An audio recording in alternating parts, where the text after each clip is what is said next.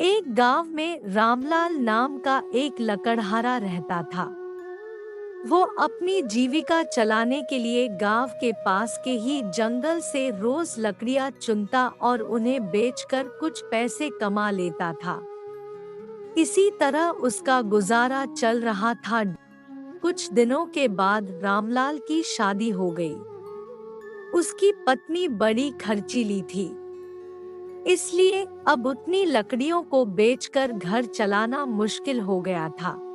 सुनते हो जी, मुझे इस बार ज्यादा पैसे चाहिए। मैं और कुछ नहीं सुन सकती, मैं कुछ नहीं जानता, मुझे पैसा चाहिए चाहिए।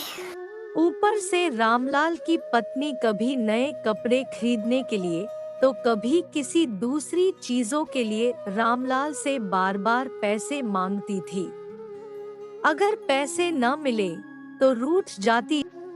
रामलाल अपनी पत्नी से बहुत प्यार करता था, इसलिए उसकी नाराजगी वो बर्दाश्त नहीं कर पाता था।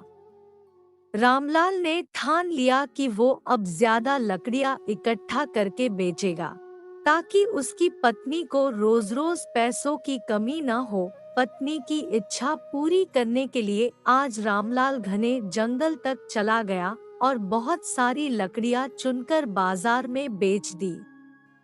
ज्यादा लकड़ियों के ज्यादा पैसे मिले तो खुश होकर रामलाल ने सारे पैसे अपनी पत्नी को दे दिए। अब रोज रामलाल ऐसा ही करने लगा। देखते ही देखते उसके मन में लालच इतना बढ़ गया कि उसने धीरे धीरे पेड़ काटना भी शुरू कर दिया। पेड़ काटने से और ज्यादा लकड़ियां हो जाती थी और उसे अधिक दाम मिलने लगे। लकड़हारा हर हफ्ते एक पेड़ काटता और लकड़ियां बेचकर मिलने वाले पैसों से अपनी पत्नी के शौक पूरे करता। अब पैसे ज्यादा आ रहे थे तो घर भी अच्छे से चल रहा था। धीरे धीरे रामलाल ने पैसों को जुए में लगाना शुरू कर दिया। जुआ खेलने की लत ऐसी लगी कि रामलाल एक मोटी रकम इसमें हार गया। अब इस रकम को चुकाने के लिए रामलाल ने एक दो मोटे मोटे पेड़ काटने का फैसला लिया। जैसे ही रामलाल ने जंगल में जाकर अपनी कुल्हाड़ी को एक बड़े से पेड़ पर चलाने की कोशिश की तो उस पर पेड़ की टहनी ने हमला कर दिया। रामलाल चौंक गया। फिर उसे पेड़ की एक टहनी ने लपेट लिया।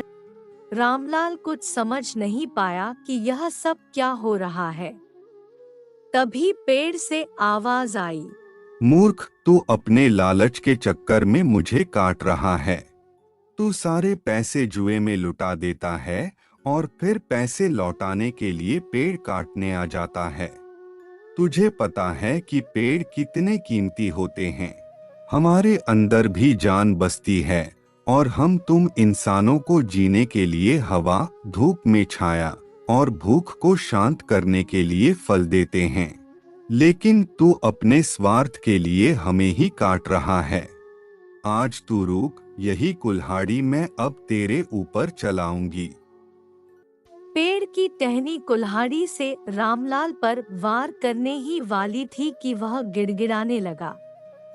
उसने माफी मांगते हुए कहा, मुझसे गलती हुई है, लेकिन मुझे सुधरने का एक मौका दो। अगर आप मुझे मार दोगे तो मेरी पत्नी का क्या होगा?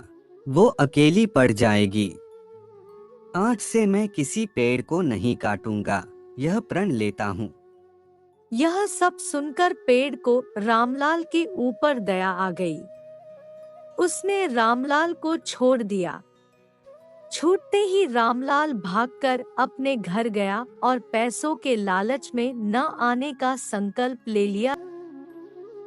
तो इस कहानी से हमें ये सीख मिलती है कि लालच में आकर पर्यावरण के साथ खिलवाड़ नहीं करना चाहिए। हमें ऑक्सीजन पेड़ से ही मिलती है। इन्हें काटकर हम खुद अपने जीवन में संकट को ला रहे हैं।